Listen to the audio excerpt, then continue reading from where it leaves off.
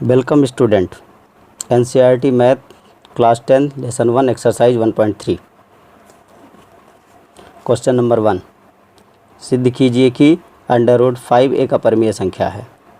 तो √5 एक अपरिमेय संख्या है। इसको सिद्ध करने के लिए पहले आपको दो रूल्स जानने होंगे। पहला रूल्स जानना है कि यदि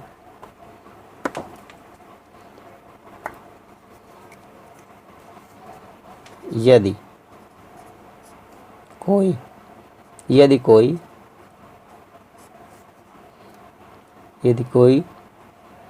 संख्या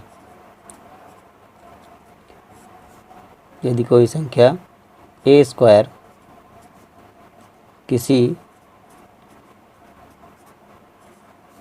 अभाज्य संख्या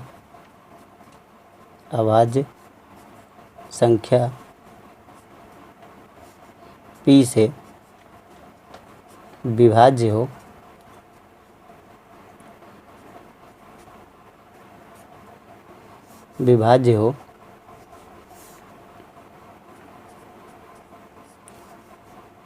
तो संख्या a भी p से विभाज्य होगी।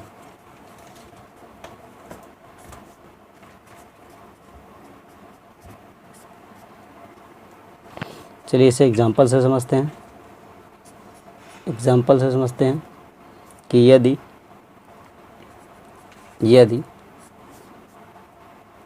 4 का स्क्वायर 2 से विभाज्य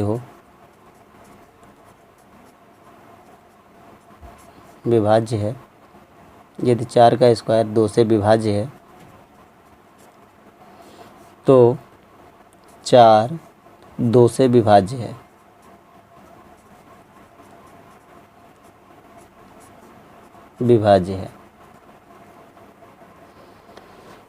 चूँकि दो अभाज्य संख्या है तो ये दो अभाज्य संख्या लेके लागू होता है कि 4 का स्क्वायर यदि 2 से विभाज्य है तो 4 2 से विभाज्य होगा।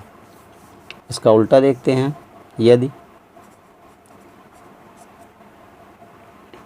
यदि 2 का स्क्वायर 4 से विभाज्य है, चूँकि 2 का स्क्वायर 4 से विभाज्य है किंतु 2 4 से विभाज्य नहीं है, क्योंकि 4 एक भाज्य संख्या है। तो 4 भाज्य संख्या है तो उस पर ये नियम लागू नहीं होता है। ये नियम तभी लागू होगा कि जब ये संख्या क्या हो, p एक अभाज्य संख्या हो। और दूसरा रूल्स, सेकंड रूल्स यदि चूँकि यहाँ पे a जो है वो p से विभाज्य है तो इसका मतलब जब हम a को p से भाग देंगे तो कोई ना कोई संख्या एक पूर्णांक संख्या आएगी, पूर्ण संख्या आएगी। तो उस पूर्ण संख्या को हम लोग मान लेते हैं, अगर c ले लें तो इससे हम लोग इसको लिख सकते हैं कि a = p इंटू c। इसका मतलब a जो होगा वो p का कोई ना कोई मल्टीपल होगा। अगर ये दोनों रूल समझ में आएंगे तो ही हम लोग सिद्ध कर पाएंगे कि √5 एक अपरिमेय संख्या है। चलिए देखते हैं क्वेश्चन नंबर 1। चूँकि हमको सिद्ध करना है कि √5 एक अपरिमेय संख्या है तो सबसे पहले हम लोग इसको मान लेते हैं कि √5 एक परिमेय संख्या है। तो लेट √5 एक परिमेय संख्या है। तो √5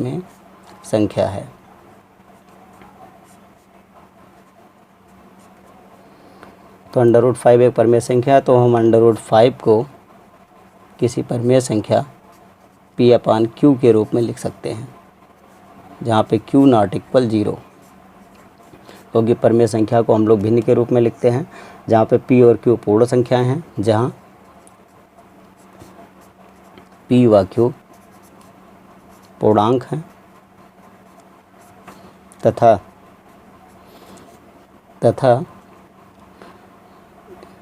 p व q सहअभाज्य संख्या हैं तथा दोनों सहअभाज्य संख्याएं हैं। सहअभाज्य संख्याएं हैं। सहअभाज्य संख्या का मतलब होता है कि वे संख्याएं जिनके अभाज्य गुणनखंड में केवल कॉमन एक हो, 1, अर्थात जिसका HCF केवल एक हो, ये एक ऐसी संख्या है। चलिए अब दोनों पक्षों का वर्ग करते हैं। तो दोनों पक्षों का वर्ग करेंगे तो इधर आएगा 5 का स्क्वायर, √5 का स्क्वायर 5 आएगा, और इधर आएगा p/q का होल स्क्वायर।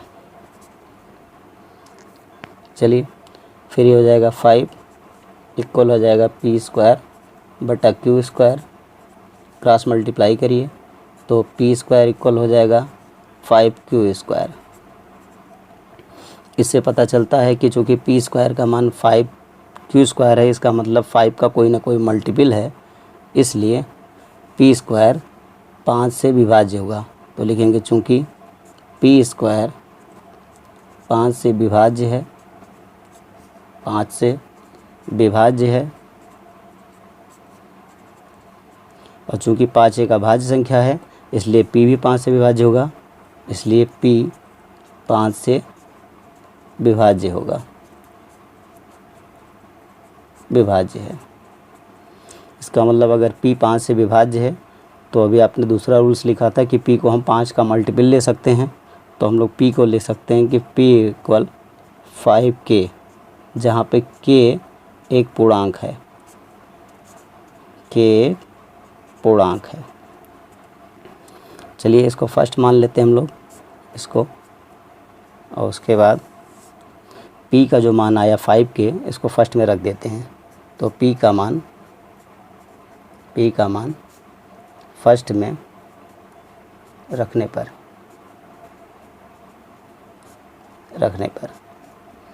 तो जब p का मान फर्स्ट में रखेंगे तो फर्स्ट है हम लोग का p² बराबर 5q², तो p के जगह पे हम लोग का हो जाएगा, p के जगह पे 5k हो जाएगा, तो ये हो जाएगा 5k इसका स्क्वायर इक्वल हो जाएगा 5q²। इसका वर्क करेंगे तो ये हो जाएगा 25k² इक्वल हो जाएगा 5q²। 5 को इधर ले आइए तो 25k² बटे में 5 इक्वल हो जाएगा q²।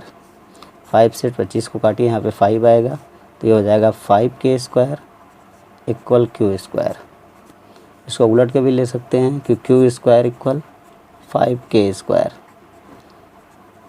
तो इसको भी ध्यान से देखने पता चलता है कि q² 5 का मल्टीपल है, क्योंकि k एक पूर्णांक था, तो इसका मतलब जो q² है वो 5 का कोई ना कोई मल्टीपल है, इसलिए तो लिखेंगे चूँकि q² 5 से विभाज्य है, 5 से विभाज्य है, इसलिए q 5 से विभाज्य होगा, विभाज्य होगा। अब चूँकि हम लोग ने माना था कि p और q सहअभाज्य संख्याएं हैं, किंतु यहाँ मिल रहा है कि p 5 से विभाज्य है और q भी 5 से विभाज्य है। तो चूँकि p व q 5 से विभाज्य हैं, 5 से विभाज्य हैं, इसलिए p व q सहअभाज्य संख्याएं नहीं हैं, सहअभाज्य संख्याएं नहीं हैं। तो जब p और q सहअभाज्य संख्या नहीं हैं तो इससे जो हमने कल्पना की थी वो हमारी कल्पना गलत सिद्ध होती है, जो हमारी कल्पना का विरोधाभास है, विरोधाभास है।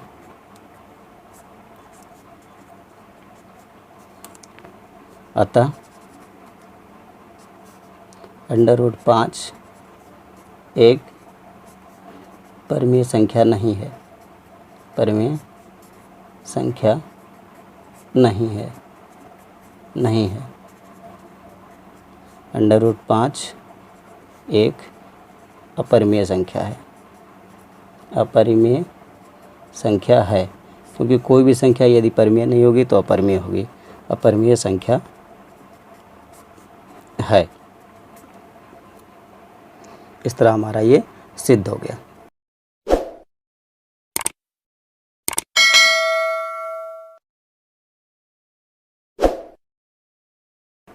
क्वेश्चन नंबर 2, सिद्ध कीजिए कि 3 + 2√5 एक अपरिमेय संख्या है। चलिए क्वेश्चन नंबर 2,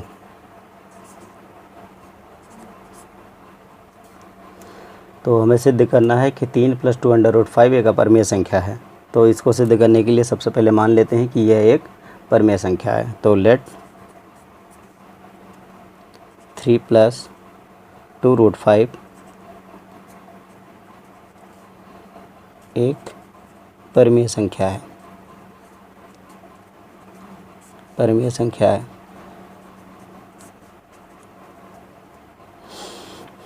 अर्थात 3 + 2√5 किसी परिमेय संख्या के इक्वल होगा, तो इसको लिख सकते हैं हम लोग P/Q के इक्वल है, जहाँ पे Q नॉट इक्वल 0 तथा P व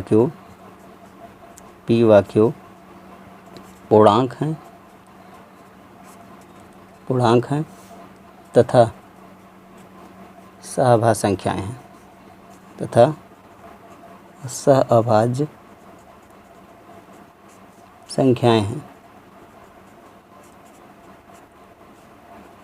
सहअभाज्य संख्या मतलब जिनके अभाज्य गुणनखंड का HCF केवल 1 हो, 1।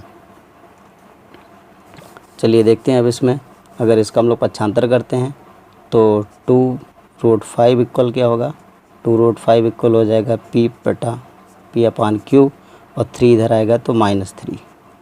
2 को उधर ले चलते हैं तो √5 इक्वल हो जाएगा 1/2 और ब्रैकेट में हो जाएगा P/Q -3। चूँकि P/Q एक परिमेय संख्या है और परिमेय संख्या में से किसी भी परिमेय संख्या को घटाएंगे तो एक परिमेय संख्या आएगा, उसका किसी परिमेय संख्या से मल्टीप्लाई करेंगे तो भी एक परिमेय संख्या आएगा। इसका मतलब ये वाली साइड एक परिमेय संख्या है। और इससे पहले हम लोग सिद्ध कर चुके हैं कि √5 एक अपरिमेय संख्या है। तो चूँकि ये अपरिमेय संख्या है, ये परिमेय संख्या है, तो अपरिमेय संख्या कभी परिमेय संख्या के इक्वल नहीं हो सकती है।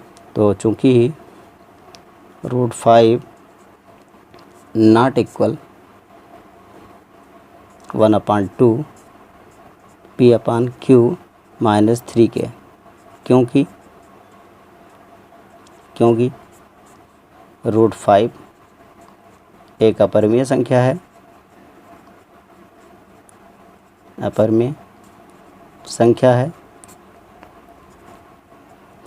तथा 1/2 P/Q -3 एक परिमेय संख्या है, परिमेय संख्या है, संख्या है,